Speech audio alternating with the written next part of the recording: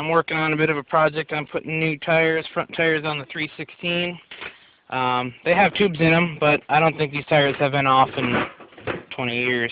And so it was a bit of a challenge.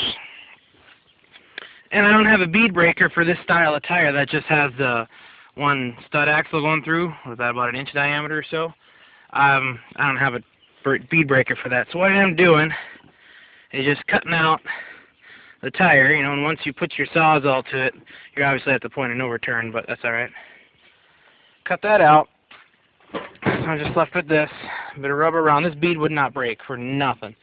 So what I ended up doing then, taking the grinder and then just getting rid of these steel bands that go around the bead, and you want to be very, very, very careful doing that. But it is definitely something you can do. Once that final band broke, bead comes right off. So I'll be doing that on the other side as well, and then we'll get to mounting these little guys. Okay, so I wanted to do a little update here. I'm working on putting these new tires on the rims for the 316, and these have got to be the hardest tires I've ever tried to install. Now, I will kind of say that saying that I don't necessarily have the proper equipment. This tire changer is not made for those types of tires. It's made for a regular rim. Well, problem number one is this shaft, basically it's where the spindle sticks out for the steering, is right here, and that's thick. I mean, that's good. 3.5 inches thick, maybe, pushing 4. And a regular rim, you only have that thin piece of metal. So problem number one is the threads on here to lock it down. With this, you know, you'd lock it down on the rim. It doesn't reach the threads to even start to lock it down. Problem number two is the angle of this doesn't fit. This is supposed to go in a lug nut. Well, there aren't lug nuts. Those little holes there are bolt holes for putting on a wheel weight. So not exactly what we need. So what I'm going to do is I took out the piece that's supposed to grab the lug nut hole, right, to keep it from turning, and that's going to allow me to get a little bit lower because it wouldn't shrink small enough, so it lets me get a little bit lower. Second thing I'm going to do is I'm going to take a bolt, drop it through that hole on here so I keep it from turning, and hopefully it'll give me enough to get a little bit of thread on here so I can actually mount this tire.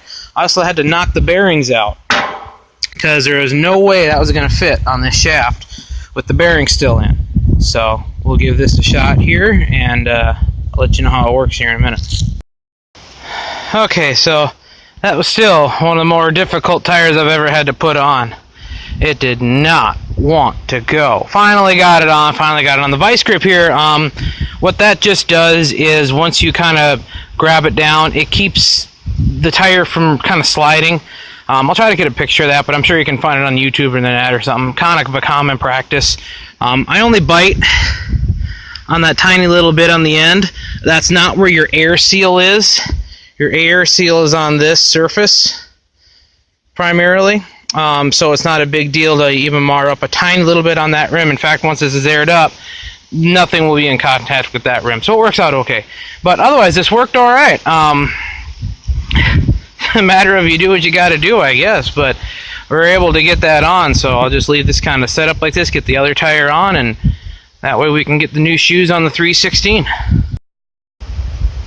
Alright, because these tires hate me, finally wrestled these things on, and oh my gosh, are these hard to put on. Finally wrestled them on. It would not take a bead for nothing. I could not get it to take a bead. Finally got it to take a bead, got it all aired up. It's leaking around the bead, around the rim. So, I don't have any bead sealer here. I got to run to town anyway for something unrelated, but I'm going to stop and get some bead sealer, clean this all up. There's a lot of crud in there because I was throwing it on the ground, trying to break the bead by stepping on it. My bead breaker doesn't work for a rim this small. So yeah, these have been the tire install from hell, but we'll get there. We're stubborn. Finally, tire 1 on and done. A little bit of tire bead sealer. She sounds good, looks good. Got her aired up to 26 psi. Get her back on and see how she holds up pressure. But Well, that was only a 2-day marathon to get them changed out. What a pain in the butt.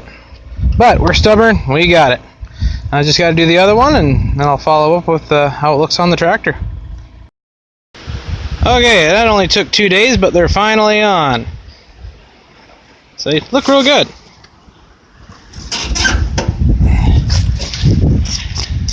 Oddly enough, they seem to make the front end look smaller. They seem like smaller tires, but they're the same size, just narrower.